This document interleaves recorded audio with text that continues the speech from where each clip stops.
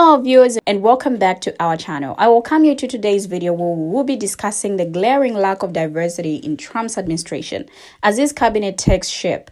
Now one thing is clear, there are no black people on his list. Just like a palm color man in one of the videos is saying it best, I'm looking at this incredibly unqualified Trump cabinet take shape and there's something missing here.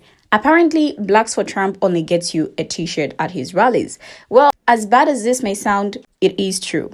Now, he goes on to ask, where is MAGA Republican Congress member Byron Scott? Why wasn't he immediately given a cabinet position? It is a valid question if you ask me, especially considering Scott's loyalty to Trump. What about Tim Scott? The lack of representation is striking, and people are calling out Trump's criteria for selecting his cabinet members, like all of whom are palm color. I don't know what to call this, but let's take a look at these videos as different people share their thoughts on this. I will be right back. So I am looking at this incredibly unqualified Trump cabinet take shape, and I'm looking, and there's something that is missing here. What is it? Oh, apparently Blacks for Trump only gets you to wear the t-shirts at the rallies. I don't see any black people in Trump administration as it takes shape.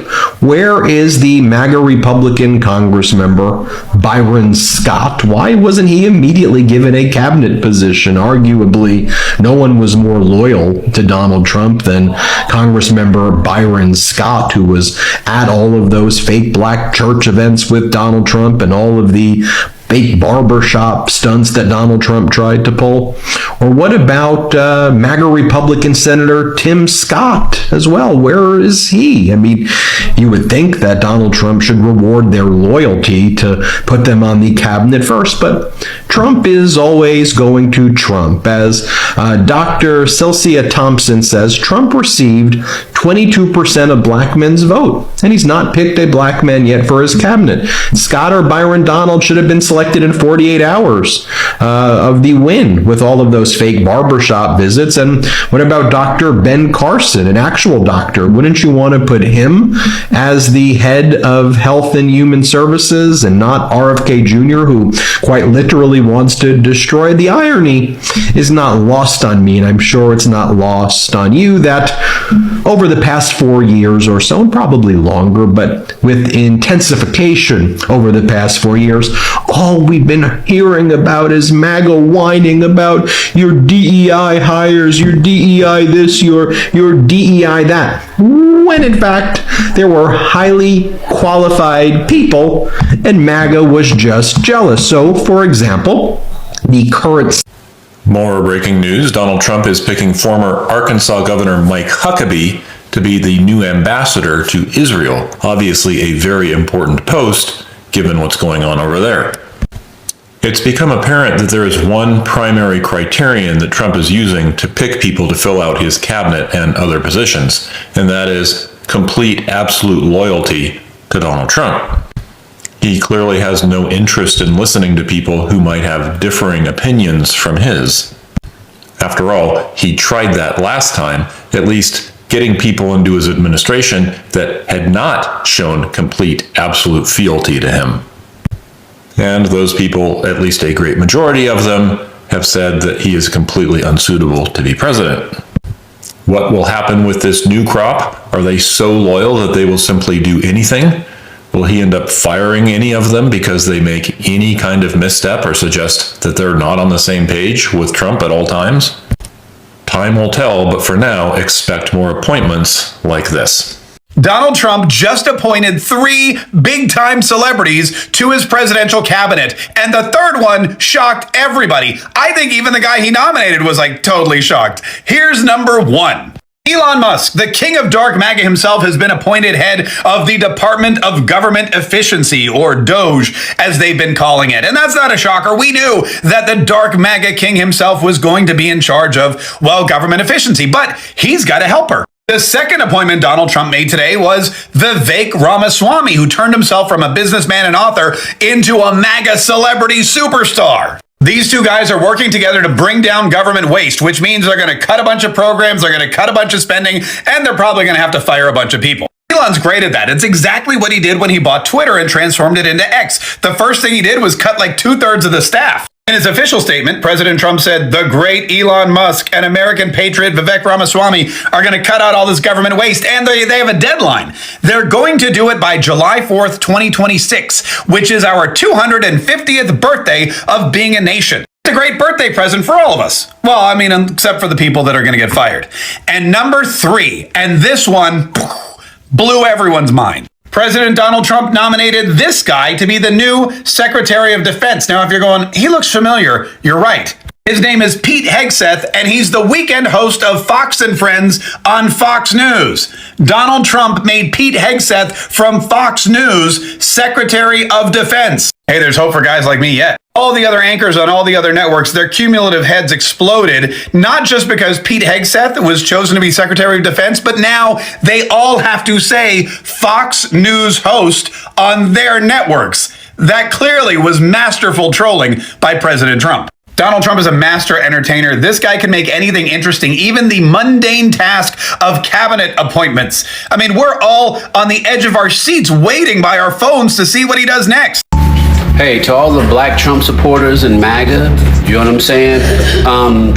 They didn't pick Candace Owens, they didn't pick Byron Donald, and they didn't pick Tim Scott. Have you noticed everyone Donald Trump picked was white? I mean, they even picked white women over the 3 black people who were campaigning so hard for massa. That warms my heart. All for nothing, right? Once again, when we say they're racist, this is what we mean, right? Did all that shucking and jiving, and still couldn't even get in the club. So, this is what happens when you act like a pick-me and they don't pick you, because they don't like you. They never did. They just used you to reach out to black people for votes. That's what you're worth, a vote. I never thought the leopard would eat my face. Hey, hey, hey, I never thought. Hey, what's up? How y'all doing? Real quick, it seems like this cabinet is shaping up quite nicely. Just a few things I would like to point out, especially to those 22% of black men who supported this cabinet.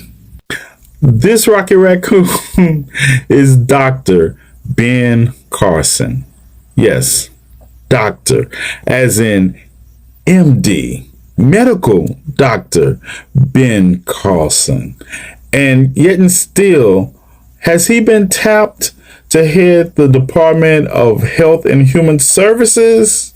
Oh no, oh no. The president thinks so little of Dr. Ben Carson and his medical degree that he bypassed him for the Department of Health and Human Services and nominated Robert F. Kennedy Jr., a known medical conspiracy theorist and anti-vax activist. I never thought the leopard would eat my face. Hey, hey, hey, I never thought. Moving right along. And in the wake of the fact of how relevant federal jobs are to the black middle class, and according to available data, the United States government, particularly the public sector, is considered the largest employer of black people in this country. The president-elect that 22% of you black men voted for appointed Elon Musk and Vivek Ramaswamy over a new government agency that they are creating, the Department of Government Efficiency, a department dedicated towards cutting government spending. And part of that is going to be headed by a man whose idea of cutting government jobs involves cutting 75% of federal jobs. And how does he propose doing this? You can't make this up. If your social security number ends in an odd number, you're out. If it ends in an even number, you're in. There's a 50% cut right there. Of those who remain, if your social security number starts in an even number, you're in. And if it starts with an odd number, you're out. Boom. That's a 75% reduction. done literally stochastically. Okay. Oh my goodness. You can't make this up. If somebody's in charge of the Office of Department of Government Efficiency who thinks that government employees are split evenly by the last number of their social security number. You can't make this up. But regardless, and also middle-class white people that overwhelmingly voted for Donald Trump, that policy is going to affect you all also, even though, like most government policies, when it comes to cutting jobs, it's going to disproportionately affect black people. Yeah, and when it goes south for you all, as it will, this is who you all need to call. Yeah, Ghostbusters. But all is not lost. I mean, not all the cabinet posts and appointed positions are filled. There's some, consolation prizes still on the table. Just didn't care about you within the first 2 weeks after the election.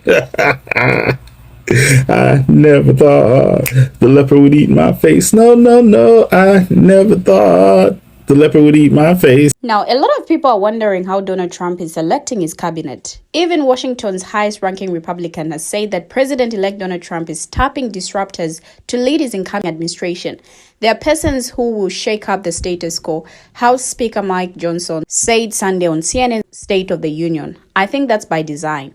Now, Trump continues to announce officials who wants to fill high-ranking positions in his administration, seeming to favor close allies over those with related policy experience. Now, some of those picks have sent shockwaves through Washington and caused bipartisan concern, but those close to Trump say there are backup plans in place if these nominees can't muster the support needed to be approved. Trump's Defense Secretary Pete Hegseth has denied a assault allegation, and his potential Attorney General Matt Gaetz is at the center of an ethics scandal. Now, his health secretary nominee Robert F. Kennedy Jr. is under scrutiny for his vaccine skepticism, and the president-elect's son, Donald Trump Jr., defended his father's nominees on Sunday, saying on Fox News that we know who the good guys are and the bad guys are. It's about surrounding my father with people who are competent and loyal. They will deliver on his promises. He said, they are not people who think they know better as unelected bureaucrats. Now, he noted that some of the nominees are controversial and appeared to acknowledge some could face problems in the Senate, which is tasked with vetting thousands of presidential nominees and voting on their appointments. We do have backup plans, but we're obviously going with the strongest candidates first, the president-elect's son said. Some of them are going to be controversial because they'll actually get things done. One of Donald Trump's latest picks is All Executive Chris Wright, nominated as Energy Secretary. Wright, the founder and CEO of fracking company Liberty Energy, is expected to work toward fulfilling Trump's campaign promise to increase fossil fuel production, an aim summed by the campaign slogan, Drill Baby Drill. Now, he's a climate change skeptic who previously said he does not care where energy comes from, as long as it is secure, reliable, affordable, and betters human lives. Now, this statement is worrisome. He has no government experience, but the Trump campaign cited Wright's work with Pinnacle Technologies, a company he founded before Liberty Energy, as being critical to the US's fracking boom, which has made the country the world's largest oil producer.